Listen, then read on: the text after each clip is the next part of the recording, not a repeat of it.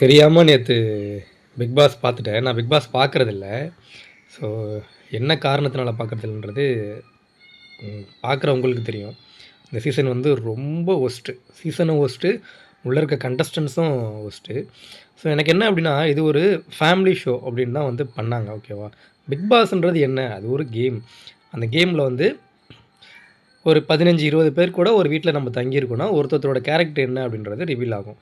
So ஒழுக்கம், ஒத்துமை இது 2ம் தான் எனக்கு தெரிஞ்சு அந்த ஷோவில் வந்து அந்த ஷோ வந்து ஆரம்பித்ததுக்கான காரணமாக இருந்திருக்கும்.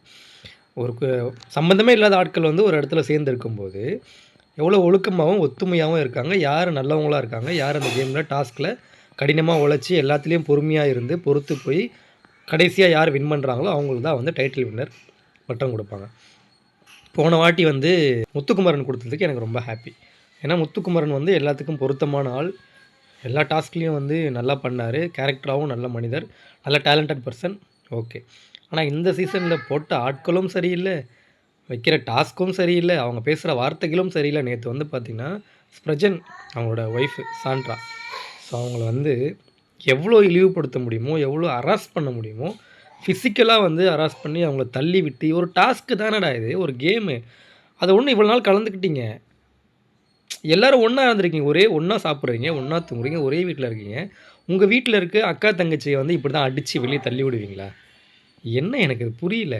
அவங்க வந்து ஃபிசிக்கலாக அவங்களுக்கு உடம்பு சரியாமல் வந்து ஃபிக்ஸு வருது, அப்போ கூட ஒரு ரியாக்ட் பண்ணல. ஆனால் அந்த டைமில் வந்து பார்த்திங்கன்னா, கார்லேருந்து இறங்கி வந்த சபரி பிரதர், அந்த கானா வினோத் அண்ணா, அதுக்கப்புறம் விக்கல்ஸ் பிரதர், 3 பேருக்குமே வந்து ஹாட்ஸ் ஆஃப். ஏன்னா அது ஒரு கேமுன்னு தாண்டி ஒருத்தர் ஃபிசிக்கலாக வந்து அவங்க முடியாமல் இருக்காங்க, உதவி பண்ணணுன்ற ஒரு எண்ணம் இருக்குல்ல, அந்த எண்ணத்துக்காக தான் நீங்கள் பிக் பாஸ்குள்ளே போகிறீங்க. இந்த மாதிரி எண்ணங்கள், நல்ல எண்ணங்கள் வரணும் அப்படின்றதுனால தான்.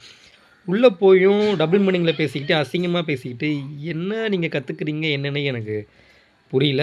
இருக்கிறதுலே ஒஸ்ட்டான சீசன் இந்த சீசன் தான். ரொம்ப கேவலமாக இருக்குது. இதை பார்க்குறதுக்கே நான் பர்சனலாக வந்து இந்த ஷோவை பார்த்ததுக்கு நான் வெட்கப்படுறேன். அது என்ன சொல்கிறதுனே எனக்கு தெரியல. ரொம்ப கேவலமாக இருக்குது. வேஸ்ட். இது எங்கே போய் முடிய போகுதுன்னு தெரில. தயவு செஞ்சு பிக் பாஸ் ஷோவில் இந்த மாதிரி கண்டஸ்டன்ஸ்லாம் போட்டு ஷோவை அசிங்கப்படுத்தாதீங்க. Waste of time.